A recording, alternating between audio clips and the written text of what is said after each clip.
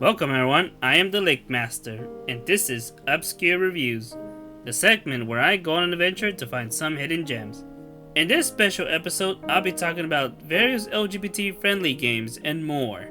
To keep it simple, I'll be talking about two short games that shouldn't be so expensive, and to expand my horizon, I'll talk about various other mediums of LGBT friendly content. I mostly want to do this to celebrate Pride Month during these interesting times. Now, let's start with the first game.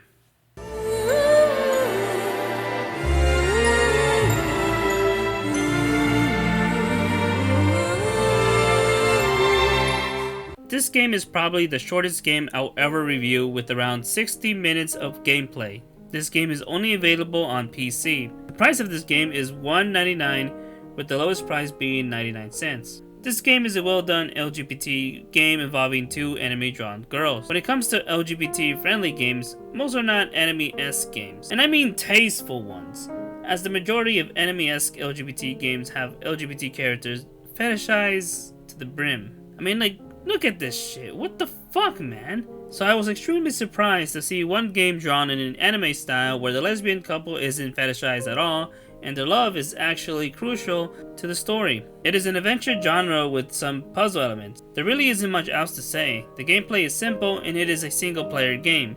There's no major community for this game as it is not well known. The story is worth it if you take the time to 100% the game, which doesn't require much. I was able to 100% the game within 55 minutes on the first try, and that was all done in one session as I wanted to know more about the characters. All I can really say is that I highly recommend this game. Now onto the other game for the night.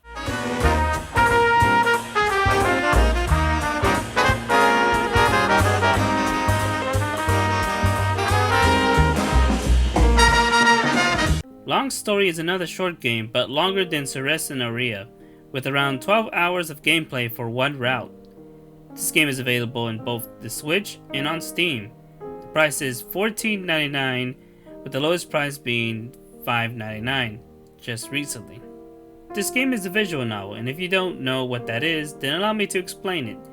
It's like a telltale game where you interact with the story by making choices, except in visual novels, your choices actually do have an impact on the story. This game, like most visual novels, is a dating sim where you have many dating options, both guys and gals. There's also a non-binary character, but you can't really date them. And if you want, you can also go through the whole game without dating anybody at all. Despite it being a visual novel, there are no sex scenes in this game, so don't expect to find any. Anyways, in this game you can pick your pronouns and whether you want to look like a guy or a girl. The overall story is great and you get to experience it in many different angles, depending on your choices and who you are dating. Each character is unique and I love it. I played through 4 routes out of the many routes available. 2 were from my favorite character named Nora, 1 from my least favorite character named Abby, and another one with me not dating anybody after the whole Abby route. You know, it's like the entire gaming industry collectively decided to name all their bad characters Abby. It's like these guys had a bad breakup with an Abby or something. Is the moral of this long story avoid all Abbies at all costs? Okay, I'm going on a tangent right now. Let's go back to the topic at hand. The story is simple and sweet, and I hope they make more content for this game. Also, the visuals and the music in this game is amazing. Speaking of music, the one thing I don't like about playing this game on PC is that the sound is really loud and there's no settings to fix the issue. But that is expected of a game that was once a mobile game. Either way, this is another game I highly recommend. Now let's talk about LGBT content outside of gaming.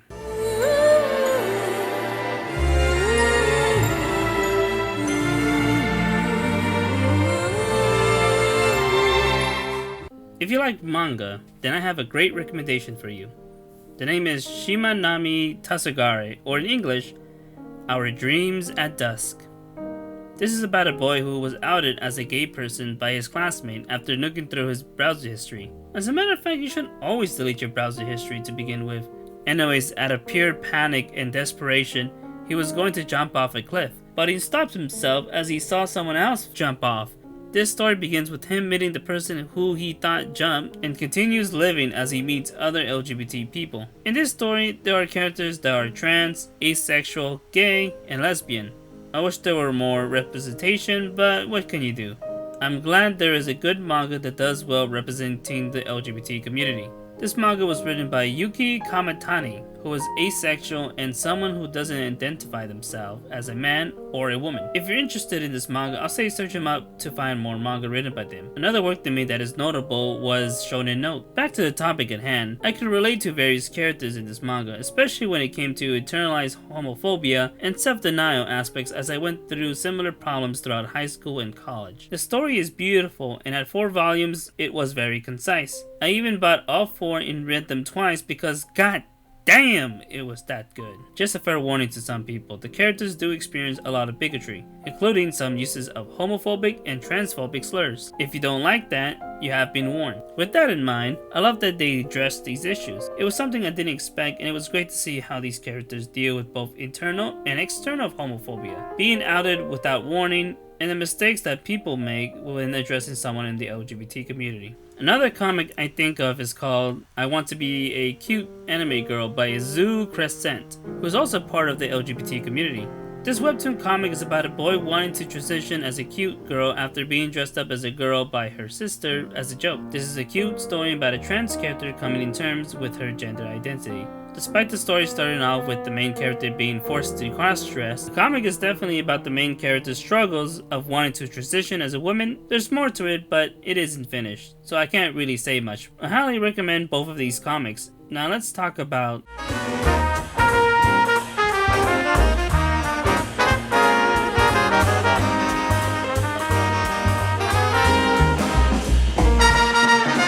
As you can guess by this video, I am part of the LGBT community. I am bisexual and I am proud to say that. However, I don't plan to mention it all the time in future videos, as I don't want my sexuality to be something that replaces my personality. Bisexuality is just a part of me, not all of me. With that out of the way, I want to talk about LGBT creators and how to support people in the LGBT community. I already mentioned Azu Crescent, who is a webtoon comic artist. Another one is Rin Senpai, who is a cosplayer, short for cross-dressing cosplayer, and a fashion vlogger on YouTube. He recently shifted towards more gaming content, but still cross-dresses and makes makeup tutorials, which can be helpful to some people. So if you want to cross-dress or want to improve your looks, I highly recommend him. Another LGBT comic artist you should follow is Julia Kay, with her most notable work being her Super Late Bloomer book and her Up and Out comics. Her comics are about her life as a trans woman living her life to the fullest. She also discusses her life struggles as both a trans person and a helpless romantic. Everything mentioned throughout this video will be linked in the description below, so don't worry about trying to find them. The next two I don't know too much about. One is Super Butterbun and the other is Angela He. Super Butterbun is someone who makes good gaming videos on YouTube. Angela He is someone who makes games, especially LGBT ones. I haven't finished playing it, but if you want a game that is free, you can play her game Miss Messages. If you like that, she also has another game called A New Life. She also does art in her own Twitter account. For supporting LGBT content, I'll say find the LGBT content creator you like and donate some money to their Patreon and such. However, another way is to buy their products. In the description below, I'll link various Kickstarters involving LGBT products, my favorite one being the Pride Dice set. If you want to support and donate to the LGBT community in a broader sense, I will also link to various charities I know. The one I donated to was the LGBTQ Freedom Fund via ActBlue, which helps with posting bail for LGBT people in need. The ActBlue donation page is called Come Together NSFW Creators for LGBTQ Freedom, where you get a thank you gift from these NSFW LGBT creators. This charity speaks out to me the most because 1, sex sells, and 2, because the charity helps LGBT people from police brutality, which is especially important now given recent events. Because if we stay silent and let this shit go on, then police will think they can get away with anything. People of color and LGBT folks are easy targets because hardly anybody cares about them. That is why it is best to help each other no matter what. Because if we don't, then who will? Obviously not them.